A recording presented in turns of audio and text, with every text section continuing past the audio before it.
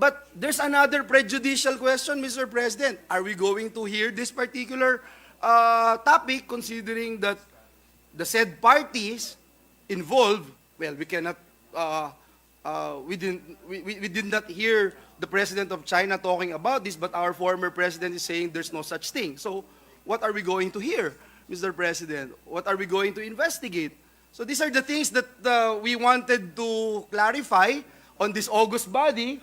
That is the main reason why we are referring this resolution in the Committee You can on only Rules. invite Harry Roque because it is only my dear friend Harry Roque who mentioned about it.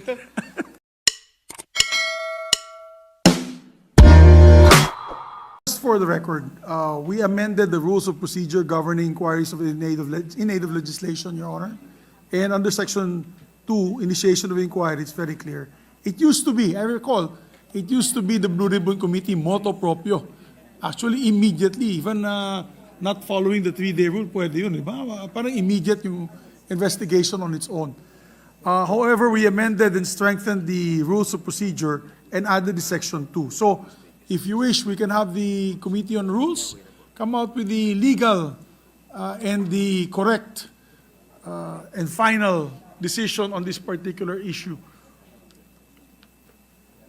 Yes, so we can refer to the Committee on Rules to come up with a decision. Mr. President, we admire and respect the issues raised in today's session, and you know, there's always room for improvement, Mr. President, and as we are talking about some other matters, Mr. President, with regard to our rules, we can always look into it and study further and improve as much as we can, Mr. President, in order to give our best service to our country and people. And yes, and just to add, Majority Leader, just to add, we've had instances in the past, my dear colleagues, where there is an ongoing investigation, and then somebody stands up to add additional information on that particular topic. It is referred to the committee that's hearing the measure.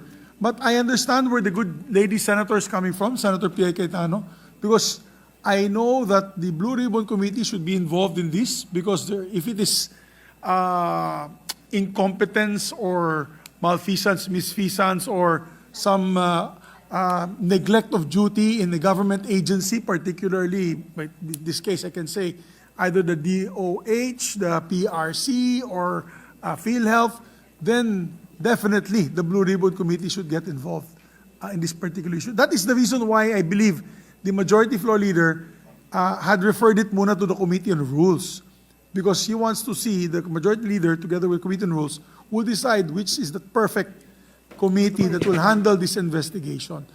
Although, nothing stops also the Committee on Rules to having a parallel investigation. Committee on Health together with the Committee on, or the Blue Ribbon Committee on this particular case.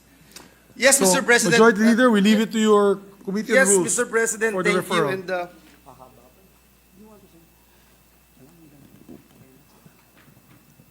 you wanted to me to raise it? Well, Mr. President, as before we end the discussion on this particular issue, Mr. President, the Minority Leader is asking this representation because Senator Risa actually asked him in this representation about the referral of the resolution that she filed on the issue of the so-called gentleman's agreement that we referred to the Rules Committee.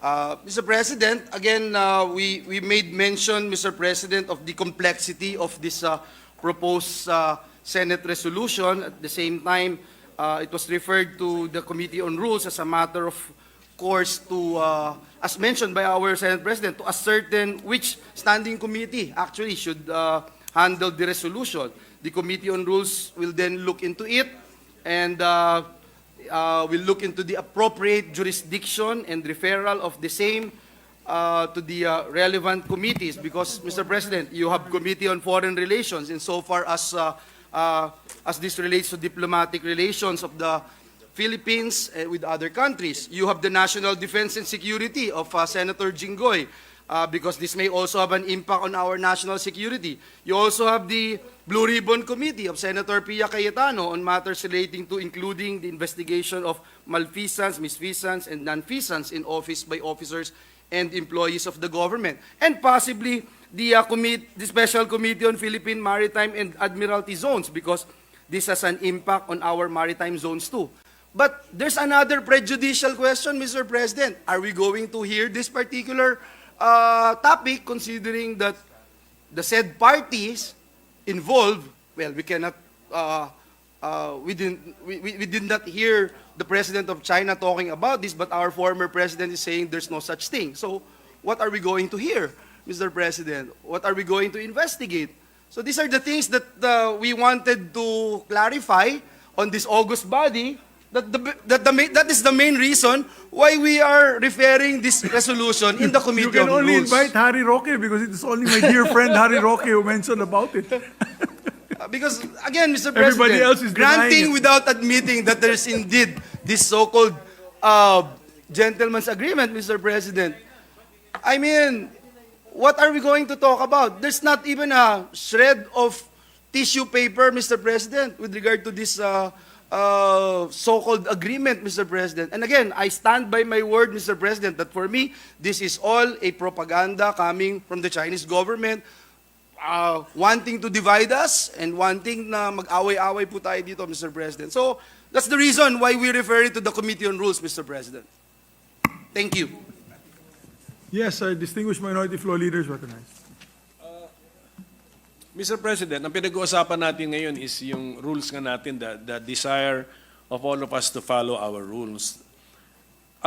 When a matter is introduced through a resolution or a bill, if there is legitimate confusion as to the proper destination, then we refer it to the Committee on Rules. But not on whether or not it has merit. I mean, wag ganon, di ba? If it clearly falls under the jurisdiction of a committee, let that committee determine whether it has merit or no merit at all. So in the particular case of this gentleman's agreement, siguro that was allegedly entered into in the context of a conversation between leaders of the Philippines and a foreign country. So maybe it clearly belongs to the Foreign Relations Committee, and then let that committee process the bill or the resolution, Mr. President.